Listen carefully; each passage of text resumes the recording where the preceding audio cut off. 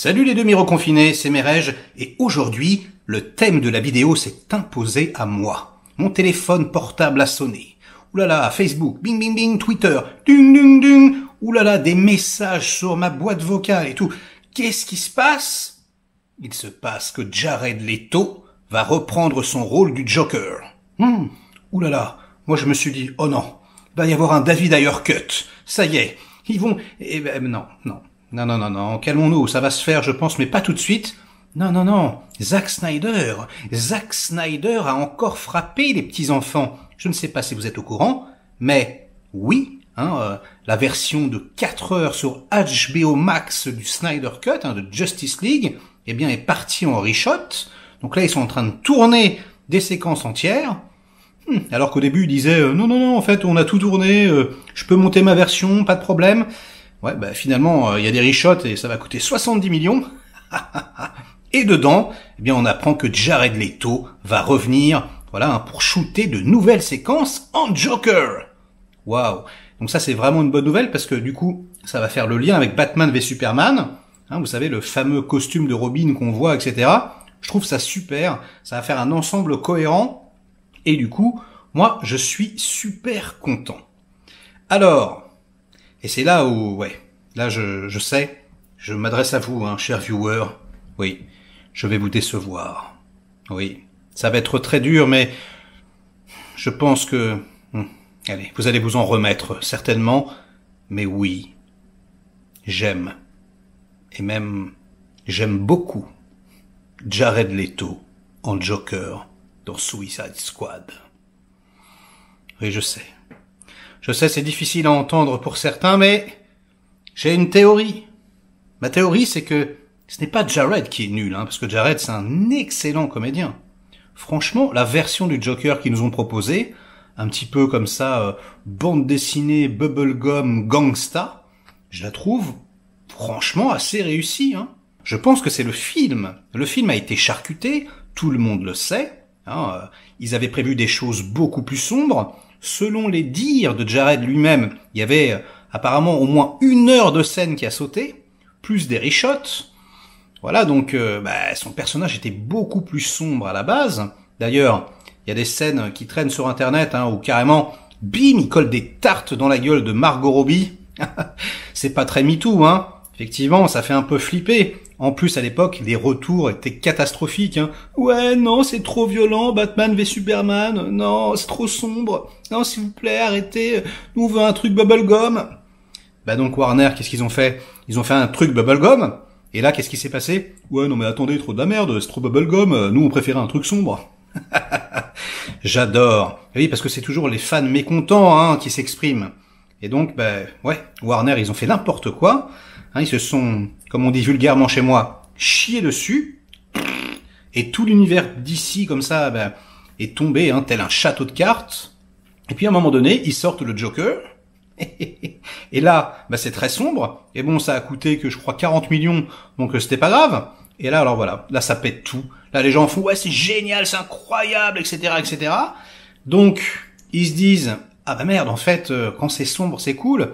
Bon, c'est ce qu'on faisait au début. Bon, on va peut-être mettre des ronds dans le Snyder Cut. Voilà. Bon, je le sens que le David Ayer Cut, je sais pas pourquoi mon petit nez là, oh là là, je sens qu'on va se le prendre. Donc les gars, désolé, mais oui, je trouve, et je suis quand même directeur d'acteur et comédien, bon après, ça veut rien dire, mais selon moi, selon mon goût, mon analyse, je trouve que Jared est très bon en Joker. Je trouve que c'est le personnage qui est mal fagoté, mais je trouve que lui, franchement, il est drôle, il est assez intense, parfois il est menaçant. Je pense que dans des... si vous regardez la bande-annonce un petit peu sombre, je l'avais posté dernièrement dans ma vidéo sur le David Ayer Cut d'ailleurs, ça rend pas du tout la même chose. Et que donc, effectivement, on est influencé par le côté bubblegum de l'ensemble. Mais en vérité, non, Jared fait du très bon travail. Et pour moi, j'irais même plus loin, je trouve qu'il fait parfaitement son travail et qu'il n'a pas à rougir de Heath Ledger. Et oui, parce que vous n'étiez peut-être pas au courant, mais Heath Ledger, son Joker dans Dark Knight, franchement, moi, moi il me passe au-dessus, quoi. Hein, je trouve qu'il cabotine un peu. Je trouve que, franchement, voilà, comme je disais, il en fait un petit peu des kilos. Donc je trouve pas ça plus ou moins bien que Jared Leto. Hein. Je trouve juste que c'est un meilleur film, le Nolan, évidemment. Donc le personnage est très très bien écrit du Joker.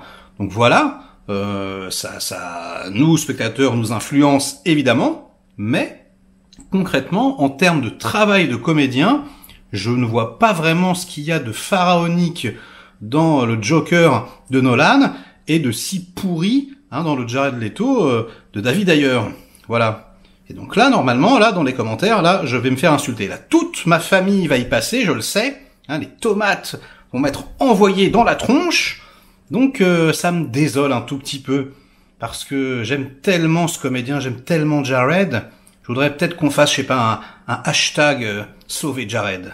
Ouais. Donc, est-ce que vous êtes d'accord avec moi, les petits cocos? Est-ce que parmi vous, il y en a qui ne sont pas réellement impressionnés par la prestation de Ledger dans le Nolan? Moi, je pense aussi qu'on est beaucoup influencé, pour le coup, par sa mort. Un petit peu comme The Crow à l'époque. Brandon Lee, c'est devenu voilà, l'icône, genre The Crow, c'était le meilleur film de tout l'univers, etc., etc. Vous avez peut-être pas connu les petits jeunes à l'époque, mais c'était n'importe quoi. Non, je veux dire, il est mort. Du coup, c'était particulièrement glauque. Du coup, le film, en plus, c'est une résurrection, le corbeau, etc. Donc oui, c'est un bon film, mais c'est pas non plus, je veux dire, le meilleur film de toute la création. Et là, c'est pareil. Je pense que, voilà, la mort de Ledger a fait que tu peux pas décemment dire ouais, l'interprétation elle est minable. Enfin, tu vois, ça marche pas, parce que là, tu vas te faire dégommer par tout le monde. Donc oui, je pense que tout le monde a dit que c'était incroyable et génial, etc. Mais est-ce que c'est vraiment le cas? Attention, je ne parle pas du traitement du perso, Je parle juste de l'interprétation, de ce qu'il en fait. Est-ce que vous trouvez vraiment que c'est une des meilleures interprétations que vous ayez jamais vues? Et on se regarde dans les yeux, C'est une vraie question.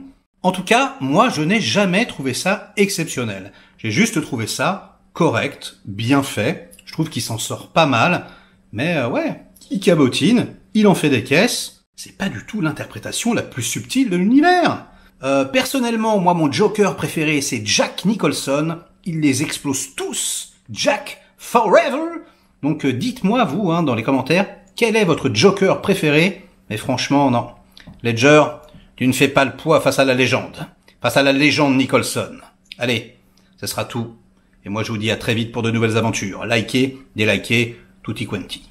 Et puis calmez-vous dans les insultes, c'est pas grave, Vous savez, c'est juste une opinion. Surtout que, je vous rappelle, qu'en ce moment, YouTube censure tous les commentaires. Donc, si vous voulez m'insulter, il faut le faire avec politesse. Mais je vous fais confiance. Allez, ciao.